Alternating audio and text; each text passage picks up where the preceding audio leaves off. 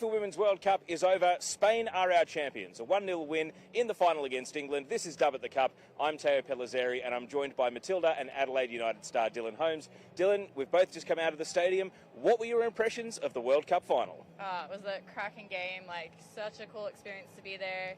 I think Spain were deserved winners in the end. They were relentless with the ball. Their press was good. They really put on a show tonight. So I think in the end, totally deserved it. 1-0, goal in the first half. Olga Carmona, the scorer. Let's start with the goal. A fantastic finish, and the cliche as it goes, a goal worthy of winning any game. Oh, absolutely. That strike was as about far into that side netting as she could possibly get it, and yeah, a goal worthy of winning a World Cup final. It was a great strike. Let's talk about how it came about, though. Will some of the England players be waking up in a cold sweat about how they gave the ball away and got caught out on that half-field counter-attack? Yeah, I think so. I think it was a moment of, kind of England's own making, and, Lucy Bronze driving into the midfield, not really finding the pass, losing the ball, and then Spain going down that side that she's left free to score ultimately the winner. So yeah, I think it was kind of their own making. I found myself arguing with other mates that were sitting elsewhere inside the stadium about whose fault it was, because you watch the footage. Bronze does take the ball from her right back position and goes running into what looks like a 1-on-3 cul-de-sac and gets trapped. But I was told that Ella Toone didn't make a run off the ball, and that's why Bronze holds onto it for too long. So what sort of problems did that create, and is that really what led to England coughing up the ball? And of course Spain had to execute a very nice finish, but these things will get scrutinised because it is the World Cup final. Yeah, I think when you're playing against a team like Spain, and tonight through the game they showed how good they were in transition. When they lost the ball, they won it back really quickly and in numbers. So I think Lucy Bronze driving with the ball, it just gave Spain more time to get numbers around the ball, and driving into the midfield, ultimately that's where Spain has their players. And maybe it was, I think, both Lucy Bronze's fault and Ella Toone's for not making the right run, but Spain really punished them for it. Let's talk about the other big incident in the game in the second half, the penalty save from Mary Earps. Now, this was a long VAR decision. I had my phone open watching the replays because they weren't showing it in the stadium. I thought it was a pretty clear handball, but it was an even better save by Mary Earps. Talk me through it. Did you also cheat and watch the replays from your seat, or were you blind like everyone else, kind of waiting for the referee to make the decision in the stadium? I had people either side of me watching the replay, so I did take a little sneaky look over my shoulders, but when your arm is out from your body like that, it's probably most likely going to be given as a penalty, especially with VAR.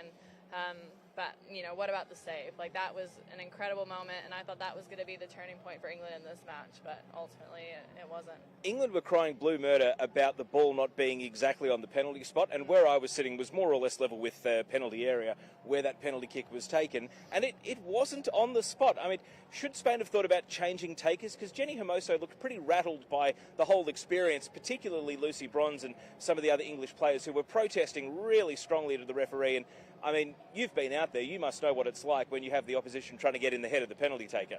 Yeah, no, and I think, no matter who would have been taking that penalty, I think England would have been causing as much chaos as they were in that moment, and I think the ball not being on the spot was just ammunition for that. And to be honest, it was great from England. You're in a World Cup final, you're 1-0 down, you have to do whatever you can to disrupt Spain, and if they score that goal, that's pretty much the game over. So it was really smart from Lucy Bronze to put up such a stink about it. Now, you and I have been to quite a few games. We've both been to matches with Brazil, with Colombia. There weren't quite as many fans in the ground tonight. Obviously, it's the final. There's a lot more corporates, a lot more neutrals. But the loudest moment of the game was that next England counter-attack after the penalty save. Did you think England were going to make the comeback at that point? To be honest, I did. I thought the kind of momentum from that penalty save would lift the team, and the second half they had some really good moments, and when they kept the ball and they were able to find those openings, they looked really good. But ultimately, it didn't happen. And the board went up for 13 minutes of additional time, but Spain managed the game really well. Before we get into some of the smaller, finer talking points of the game, just when we got to the finish line, Spain holds on to win. What does it mean for them to be the world champions now? Yeah, it's an interesting one with everything that's been going on with that team. I think in some ways that sort of disruption can unite a playing group, and I think maybe that's sort of been forgotten through all the messaging we've gotten about Spain and everything they've gone through. So I think it seems like the players are really close and united, and obviously playing very well together. So Yeah, it's really interesting to think about what they've been through and how they've made it to the World Cup final, but they fully deserved it. They were amazing tonight. It's safe to say there's been a bit of a schism between mainstream media, which loves to make things consumable and bite-sized and short, and then the dedicated women's football media who are willing to go into depth, write the 50 tweet thread or the 2,000 word article or have the 1 hour podcast that actually breaks down the issues that Spain had with Jorge Vilda personally and also the Federation, and even Rubiales, the head of the Federation, who was there on the stage at the end of the game. And it's safe to say that divide, I've come down to the point of, they played the best football, they deserve to win, and yes, it might have been in spite of the coach and in spite of the Federation, but I don't think it's necessarily a net negative that they won the World Cup playing the best football, because football is what people will follow the leader of. No one's going to say, oh, that's how we should run our national federation. I mean, that's how I should coach a team. No. But they will see the football. But do you think it has, in a sense, been a bit of a bittersweet ending to the World Cup that Jorge Vilda and Rubiales, the president of the federation, get to stand up on the dais and say, hey, we're world champions too? Yeah, it was really interesting in the stadium. Anytime Jorge Vilda was on screen or on stage, the crowd was booing very loudly about it. And so in some ways maybe it's a bit of a distraction from what Spain's just achieved. But I think at the end of the day, credit has to go to that playing group. And regardless of what actually happened or what's actually going on, they played some amazing football through this tournament, and they're now world champions. Well, they have complete alignment in terms of under-17 World Cup, under-20 World Cup, and also the Senior World Cup. And the only team that's even got close to that in the past is North Korea. Not anymore. So in terms of follow the leader and copycat and what the rest of the world is going to do, aspiring to that standard. We had the USA win back-to-back World Cups, and it was, pace, power, strength, and those were the sort of qualities. A lot of mental toughness and mental coaching as well coming from America. What are the main things do you think the world can take from Spain as a result of them now being at the top of the mountain? Yeah, I think you saw through this tournament that technically they're just above pretty much anyone else that I've seen, and even the English tonight, I think technically they were much better. So I think the years gone by where the U.S. has won World Cups because athletically and physically they've been superior, I think now teams are able to match that, but they're also able to, technically be better. So I think Spain's really found that balance of physically being, at the level that they need to be, but technically they're superb. They do have some great technicians, and a couple of players I'd love your thoughts on. First of all, the player of the tournament was Aitana Bonmati. Now, she had some down games, and coming into this final, she probably needed to play well in the final in order to win the golden ball, but she did. What were your observations of her performance tonight? Yeah, no, she's so fun to watch. Very clever, technically great, and, it's been a shame. I really wish Spain had more games in Australia. That's one team I really didn't get Sorry, to see. New Zealand. Sorry, I agree, 100%. Selfishly, I really wish they had been in Australia more, but yeah, she was fantastic and a really great presence for them throughout this tournament. On the ball, we know what she can do, but what about off the ball, getting to watch her and observe from the stadium as well, her work rate and the positioning she makes in order to command and sort of want the ball? Because that's probably the main thing that, watching on TV, I've noticed about her game, is that she is one of those chess players that is thinking 2 or 3 passes ahead, and if I'm here and that pass goes there, then that player is looking for me. You're the player, though, so what's going through your head when you watch how she moves around the pitch? Oh, it's really fascinating. And, tonight I was sat up in level 6, row 44, so I got a really nice view of the entire pitch in my iframe, and, to see those movements and to kind of think what they're thinking in those moments and why they're making the movements they are, for me, it's really, really cool to watch, and hopefully I can take little bits from everybody I've seen this tournament and put into my game. Now, if Jenny Hermoso had scored the penalty, I would have been more than happy to give her player of the match, because the thing that really stood out to me was how much she protected the ball. It's amazing how often they would play it into her under immense pressure, and we saw how physical England were with Australia, but that physicality, whether it was Sama or whether it was Jenny Hermoso, they just didn't have anywhere near the same level of joy knocking players off the ball or, walking right up to the limit of a foul but not committing a foul. Yeah. What did you observe about both Hermoso and Paralolo and how they played up front for Spain? Yeah, no, they were great tonight, and I think, I completely agree. The way that they were able to maintain possession of the ball with pressure, with a lot of pressure, I think was key for Spain tonight. They were, strong, physical, and they matched the English center back. So yeah, that was a really cool thing to see from Spain, where previously maybe you've seen technically they're very good with the ball, but physically they're not going in for things as hard. But tonight they matched the English, and if not outdid them. They were fantastic. Like the way they kept the ball in some of those situations was really kind of mind-blowing for me to watch. Before we get to some of the things that didn't work out for England, anything else that caught your eye? Because Spain have had other players that have had their moments in this tournament. Paredes at centre-back, or Terry Abillera.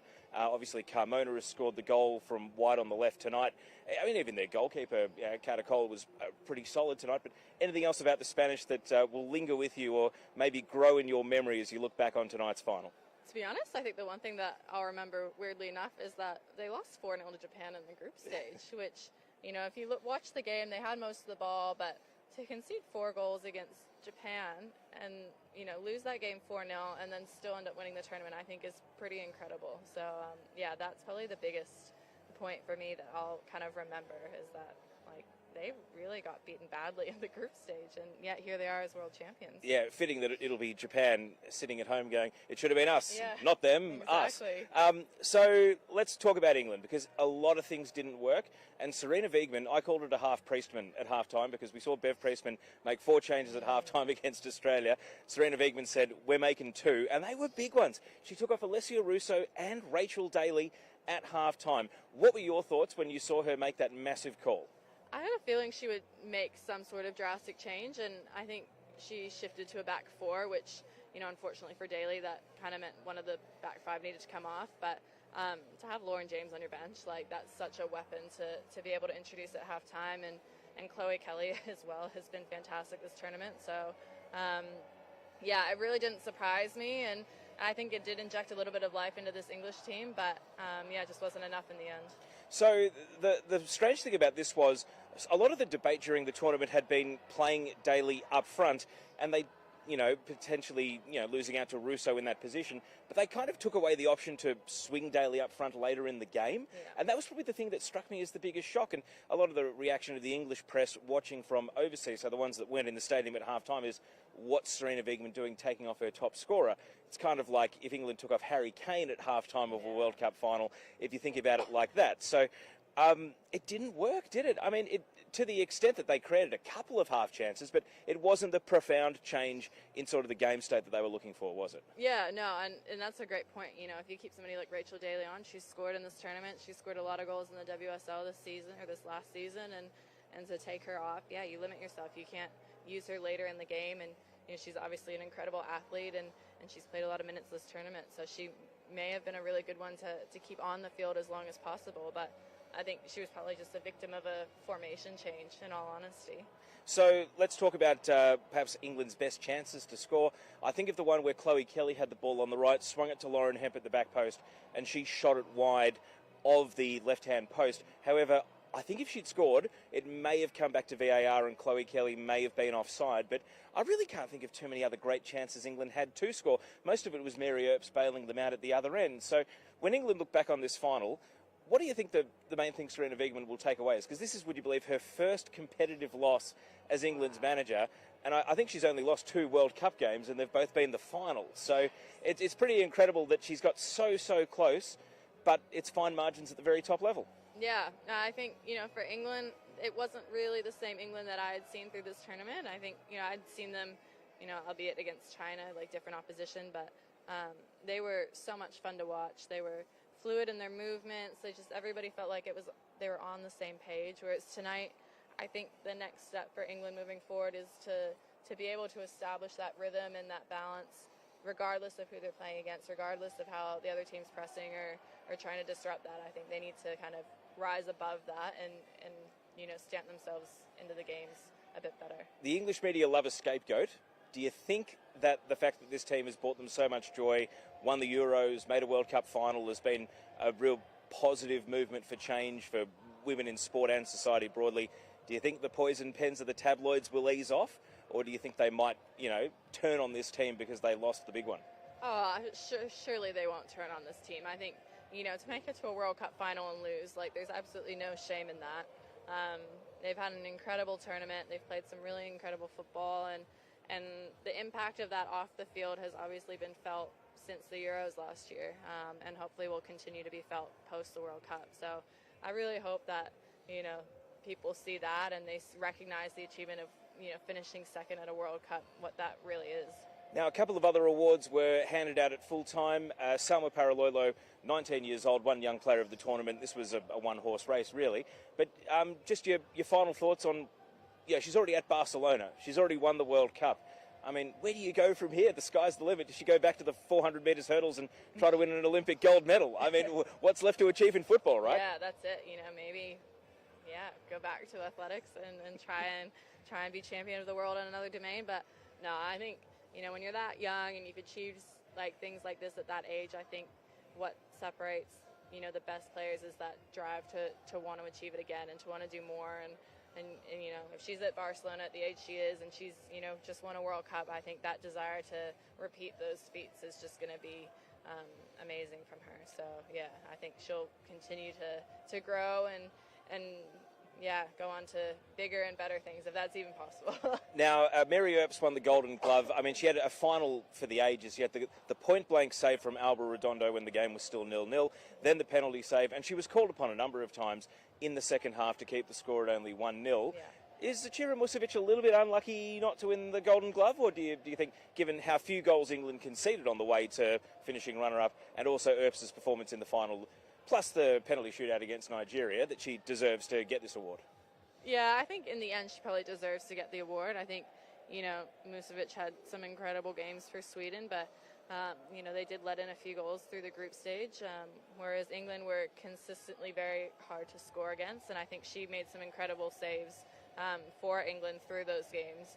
Especially, I remember her in the Nigeria game where England really struggled.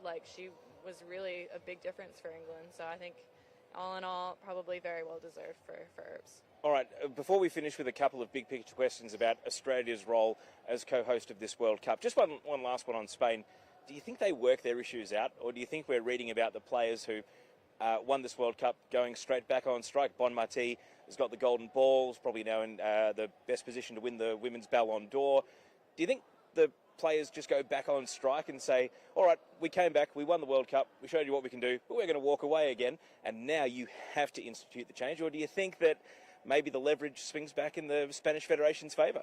Yeah, it's an interesting this could be playing out in the press conference behind us for all we know, because we came out here after the trophy was handed over, but Vilda hasn't fronted the media yet at the time of recording, so we don't know what sort of victory lap he'll be taking in front of the press. Yeah, no, that's it. And it's a really interesting one because, it's all about who has leverage and what outcomes both sides want. And, it'll be really fascinating to see what the Spanish players do and how they use this World Cup win as leverage going forward, or if the Spanish Federation will be like, look, you guys have just won a World Cup with everything we've done for you, what more could you want? So it'll be really interesting to see how both sides handle this going forward.